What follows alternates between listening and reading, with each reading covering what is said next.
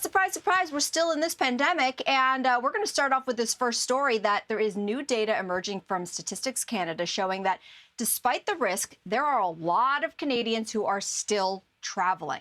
So the number of people who flew home from abroad in December was 6 times higher than it was the year before, so December 2020. So the CBC, travel agents are telling the CBC News that clients, they don't want to put off traveling any longer. Okay, so who wants to grab this one? A lot of people saying, YOLO, you only live once. We've been 2 years into this.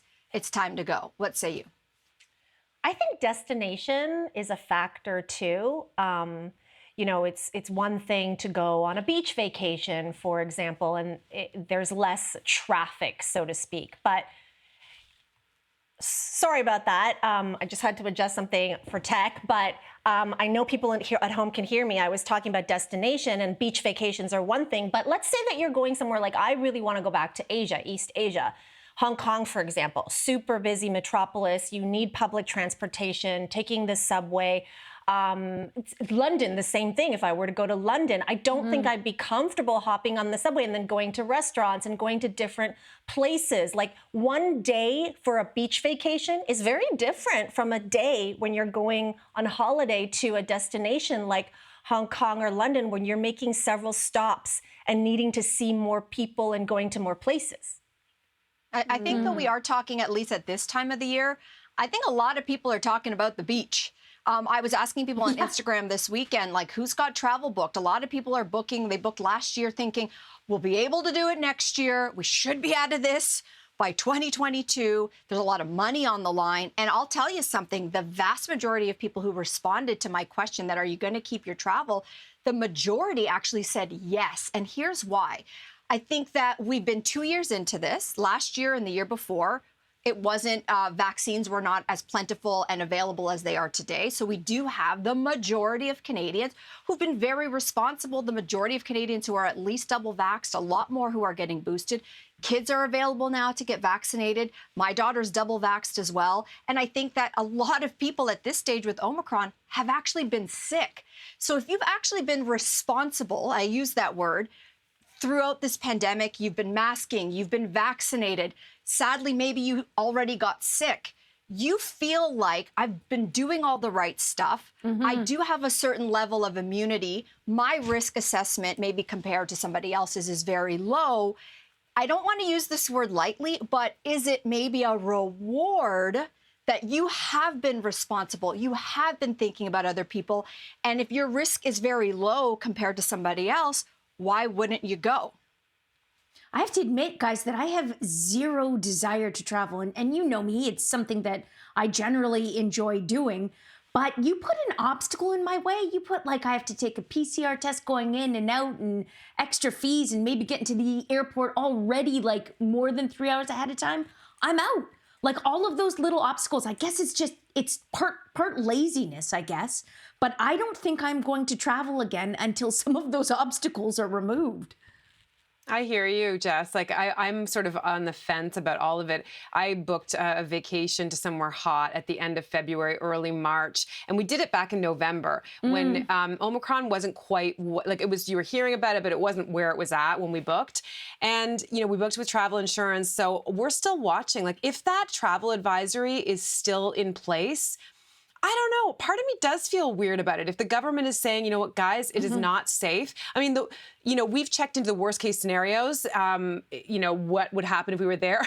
If I end up doing the show from there, you'll know that a worst case scenario has panned out. Has happened. But I mean, I feel like on some level it is a bit like, I did eye roll people during Christmas break who were going away. I was like, wait a minute, like, are you not reading the news? So I'm torn. Part of this is a vote for hope. Like, I'm hoping that as we go forward, things are going to become more and more manageable, that numbers are going to go down, and that we have done the right thing, as Mel was saying. Like, we are all protected as best as we can.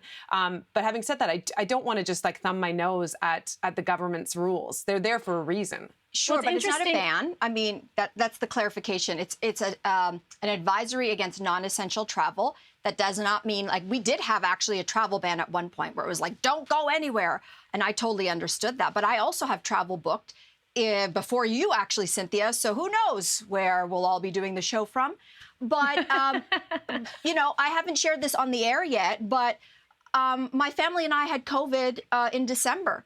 And so, you know, and there was nobody more careful than me and my family. But we actually have done the risk assessment. And we have a very small window, if I can follow the scientists right, that we're vaxxed. We're getting boosted next week. My daughter's double vaxxed, and we've been sick. We actually have this very tiny window that gets smaller quickly of having this extra level of immunity. And we actually, on vacation, at least to a beach, would encounter far fewer people day to day than we currently are here at home. My daughter's in school. My husband works outside of the home. We'd actually see virtually nobody. Like, our risk is actually better where we're going than it even is at home. So, and that's our situation. That is not everybody's situation. So I appreciate that people want to do the right thing. But I also think, like, I have been doing the right thing, and my risk is very low, and I don't want to burden the system there, but their numbers are low. Their hospital system is doing okay. Like, you've got to think of all of this, I think.